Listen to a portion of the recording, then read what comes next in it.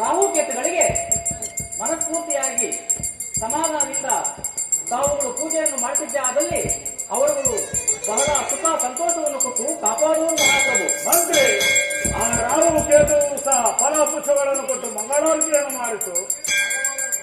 ಬ್ರಾಹ್ಮಣರೇ ಗೋವಿಂದ ಎಲ್ಲ ಗ್ರಹದ ವಿಚಾರವನ್ನು ಹೇಳಿದರು. ಏಳನೇ ಗ್ರಹದ ವಿಚಾರವನ್ನು ಹೇಳಬೇಡವೇ? ಮಹಾರಾಜರೇ, ಆ ಮಹಾಮಹಿಮನಾದ ಶ್ರೀ ದೇವರ ವಿಚಾರವನ್ನು ಹೇಳುತ್ತೇವೆ. ಚಿತ್ತ ಬಿಟ್ಟು ಹೇಳುವುದರಾಗ ಮಹಾರಾಜರೇ, ಕಟ್ಟಿದ ಈ ಕುದುರೆಗಳಿಗೆ ಕಣ್ಣುಗಳು ಸಹ ಕಾಣದೆ ದಿಕ್ಕಾಪಾಲಾಗುವ ರಥಕ್ಕೆ ಕಟ್ಟಿದ ವಿಶ್ವದ ಕಣ್ಣುಗಳು ಸಹ ಮರ ತುಂಡು ಕಣ್ಣುಗಳು ಕಾಣದೆ ಹೋದವೆ. ಹೌದು ಮಹಾರಾಜರೇ.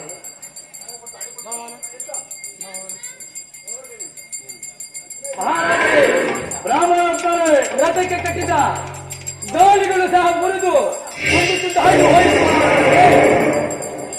ಏನು ರಥಕ್ಕೆ ಕಟ್ಟಿದ ಅಶ್ವದ ಕಣ್ಣುಗಳು ಸಹ ಕಾಣದೆ ಹೋದವೆ. ಹೌದು ಮಹಾರಾಜರೇ.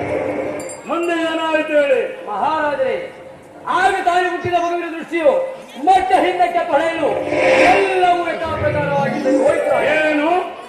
ಆಗ ತಾನೇ ಹುಟ್ಟಿದ ಮಗುವಿನ ದೃಷ್ಟಿಯು ಹಿಂದಕ್ಕೆ ತೆಗೆಯಲು ಎಲ್ಲ ಯಥಾಪ್ರಕಾರ ಸೌಲಭ್ಯತೆ. ಹೌದು ಮಹಾರಾಜ. ಸುಪುತ್ರ ಹುಟ್ಟಿದಲ್ಲಿ ಇಂಥ ಕುಮಾರನೇ ಹುಟ್ಟಬೇಕು.